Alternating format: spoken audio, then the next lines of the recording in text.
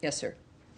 So going back to Ukraine, you said you were waiting for concrete proposals, and so are there any new proposals? And what's the status? Well, if there were new proposals, I wouldn't stand here and say we were waiting for new proposals. Okay, so and that at the same time, there is.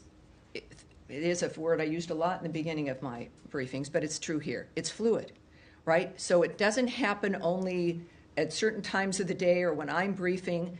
These are efforts and conversations that I have to say are really 24/7, right? There's action in each part of the world in making a difference here and finding a common ground.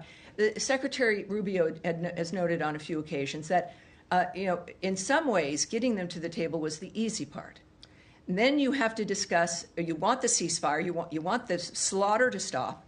Then it comes down to how do you get two parties like this to agree to stop, in a durable way, in a long-term way. That's the difficult part. We've got to get to that ceasefire part. But the conversations, that's why there's been this dynamic of we've got to see progress in order for us to understand the process and how our process and how our posture in that will continue.